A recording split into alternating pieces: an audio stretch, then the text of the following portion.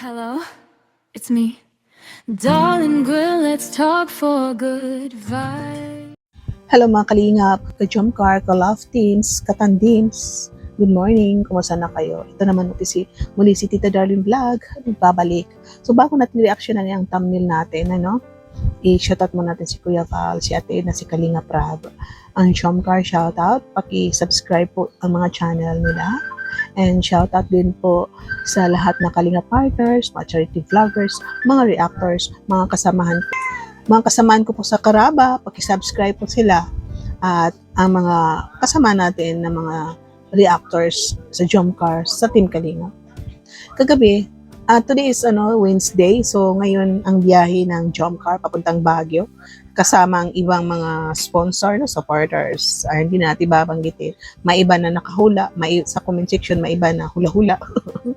Ayan, so hindi ko rin sure kung itong mga sponsor is magpapakita sila sa vlog ng Jomcar, kung hapyaw lang or baka masali sila sa vlog. Siyempre may mga pa-dinner niyan kagabi.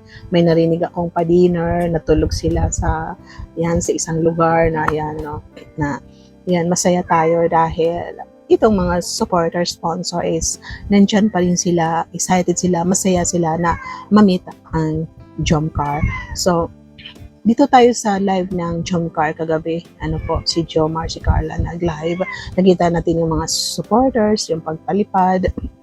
Excited ang marami dahil nga ito, na alam naman nila na may vlog na naman, mag-date na naman ang Jomcar, mamimit na naman ang mga sponsor na hindi pa na-meet ang Jomcar. So, masaya kasi yung mga sponsors na galing sa ibang lugar, umuwi, nandito sa Pilipinas, nandiyan pa rin sila. Kaya gusto nila makita ang kanilang iniidolo na sinusuportahan. So, ang hindi maganda po sa live na kagabi is nakita natin yung walang respeto. Walang respeto. Maka-Carla man tayo, maka-Jomar, may mga solid talaga na Jomcar, katulad ko. Jomcar talaga ako. So, meron talaga na Jomar lang, may Carla lang, hindi na natin babanggitin kung sino-sino yun. Mayroon ding talagang ganyan, kasi halata naman. Pero inihiling ko lang po, kunting respeto na lamang po, kunting respeto sa nagla-live. Katulad kagabi, habang nagla-live si Jomar, hindi na natin ipapapa mga pangalan ninyo, may mga screenshot naman tayo. Diba? Pinapahinto si Jomar na mag-live kasi si Carla na naman daw. Bakit hindi natin hantayin na matapos si Jomar? Na 30 minutes to 1 hour. Si Carla sandali lang. Bakit hindi natin hantayin in isang oras? Sanay naman tayo na si Jomar na ay magla-live na ganyan. May mga quick live. Hindi umaabot ng 3 oras ang live ni Jomar. Bakit hindi natin mahantay na pinapamukha natin sa nagla-live sa mga supporters yung kung saan kayo sumusuporta? Kailangan pa bang sabihin yun mismo sa live ni Jomar na hinto ka na, si Carla na naman? Kung mahal ninyo si Carla, ganun din ang support niyo kay Jomar. Ano po? Nakita ba ninyo sa live ni Jomar na may nagsabi, Jomar, in live ka na dahil magla-live si nakita ba ninyo sa live ni Carla na sinabihan na, Carla, in live ka na dahil magla-live si Jomar?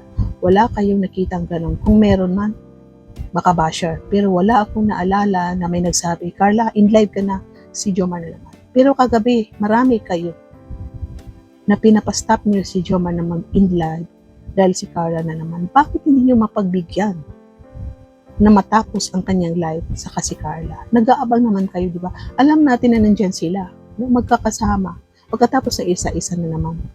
Kailangan ba yun? Matuto tayong rumispeto. Hindi po tayong mga bata. Matatanda na po tayo. Mga bata nga siguro hindi nila ugali yan. Hinto ka na, ako na naman. Mga childish behavior. Ano po? Kahit noon pa may mga ganyan na pag nagla-live si Jomar, may parinigan na ang ganda-ganda ng usapan, biglang isisingit na sana walang magbabash kay Carla. Wala naman nagbabash kay Carla sa live na yan. Biglang isisingit hanggang sa magkagulo-gulo na iba naman ang usapan. Ano po? Pasensya na po kung na-bring up lang natin ito. Ito, I don't know kung Hershey din ito.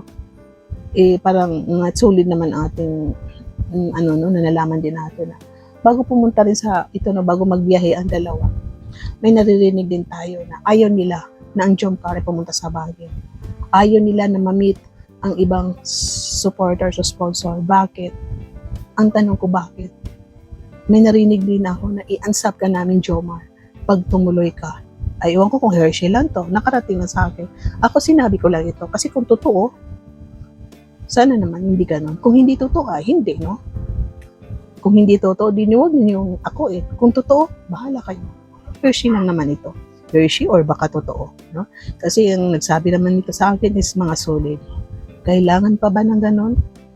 Kung mahal natin ang Jomcar, hayaan natin sila na maging masaya, ma-meet ang ibang sponsor, ma-meet ang ibang supporters. Hindi na tayo lang, no?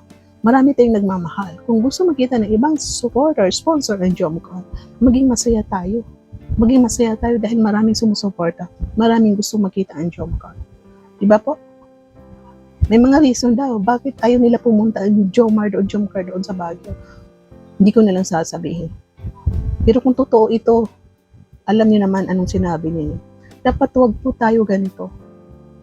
Wag po tayo ganito.